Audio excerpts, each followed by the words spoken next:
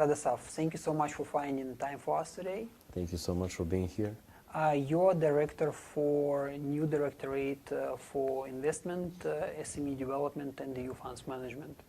Could you please tell us more about what mission does the department have and what are the goals? Well, first of all, it is good to have you here at the premises of the Ministry of Economy of Montenegro. Once again, thank you so much for being here, and thank you for recognizing the importance of this sector in Montenegro and the importance of this conversation. Like you said, starting from January of 2018 of this year, we have created a new directorate within the Ministry of Economy, which is called Directorate for Investment, Development of Small and Medium Enterprises and Management of EU Funds. We as the government of Montenegro have recognized the importance of this sector quite a long time ago, and we have been doing a lot of activities within the past period as well, but we have realized that some of those activities were quite, let's say, dispersed, and they have been realized and taken by several different organizational units, not only within this ministry but also within other organizational units and organizations within the public sector. By creating this big directorate, which has 5 different departments, we have created what we like to call a one-stop shop within the Ministry of Economy, where entrepreneurs, be it startups, be it even before startups, if somebody is even thinking of starting a business in Montenegro, be it companies who are already operating or big multinational companies, can get any information they may need at any given moment. Within this big directorate, we have 5 different departments, one dealing with investors, mostly with foreigner investors, one dealing with programs that are related to the development of small and medium enterprises, one is dealing with the management of pre-accession IPA funds. Under that organizational unit, we are focusing more on the part related to competitiveness and innovation. One directorate is dealing with the EU funds, but related to bilateral, trilateral and other programs. And we have also last but not least, a 5th organizational unit within directorate, which is there to support business community by having, let's say, an open door at any given time, and by being there as a stop where people from the private sector can have a direct communication with them, can ask any questions they may have, and who will get the information, first-hand information right away. And Montenegro is a rapidly developing economy in Balkans for the recent years. To what you attribute such success, and why you think it's growing that fast? I would say that there are several aspects related to that. First of all, I believe it's the politics that we as the government have been, let's say, created and also followed during the past period. Not only after we gain our independence, but even during the period when it comes to, let's say, activities needed to be taken in order to prepare ourselves for the independence. I would say that those are activities that we are taking right now in regards to integration process. I would say it is very closely related to the fact that we entered NATO, closely related to the fact that we are economically and in any other way a very stable country. We have beautiful beaches and exit to the sea, which allow us to develop tourism during the summer months as well. And we also have a very nice piece of land in the central region, which is very good for development of agricultural sectors. We have 2 international airports, we have 4 ports, and not to mention other things as well, but we as a country are really doing a lot of hard work and investing a lot of time and resources into creating not only stable environment and a good business environment, but also into creating programs out of which new investors and existing investors can have a direct be it financial or not financial benefits from. And speaking of that, what business sectors are strategically important for further Montenegrin economy development? Those are four sectors that are of strategic importance: energy sector, tourism, infrastructure, as well as agriculture. And what is the current entrepreneurship status in the country? What kind of business enterprises presented the most?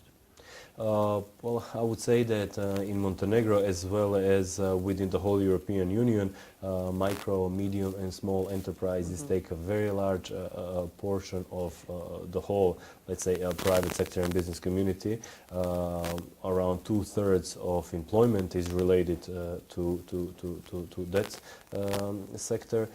And how does the government support entrepreneurship? So if I'm an entrepreneur, what kind of support I can get from the government from both financial and non-financial sides? To answer your questions, there are several possibilities in that area. Decree on new foreigner direct investment is, let's say, one of the best programs in that area. It helps the investor with direct state aid.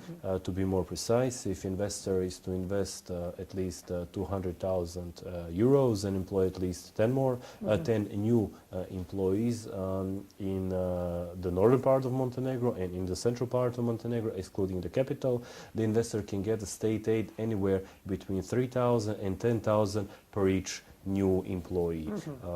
When it comes to the capital of Montenegro and when it comes to municipalities in the southern region of the country, the investment needs to be in the amount of at least 500,000 euros, and the investor needs to employ at least 20 new employees in order to get state aid per each employee.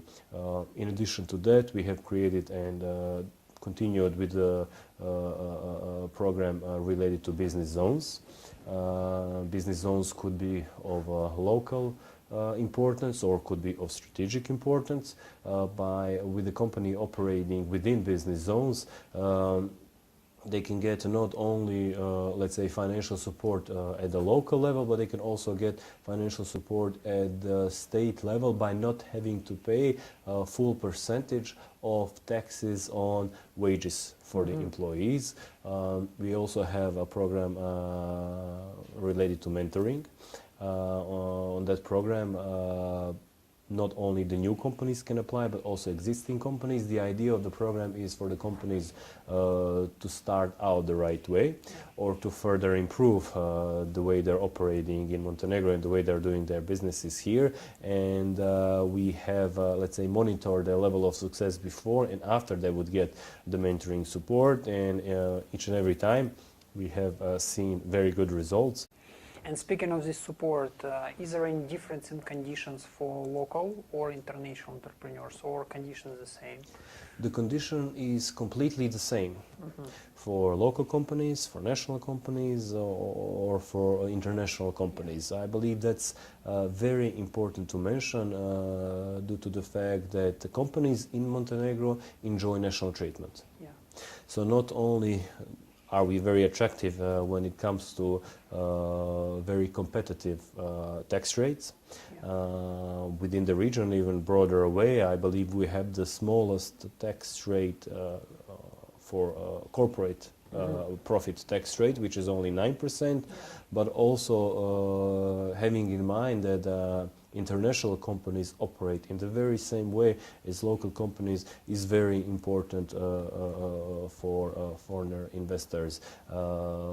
Having that in mind, they can use let's say the help and the benefits of all of those programs that I have just mentioned, that are not only, let's say, financial benefits, but logistical benefits as well.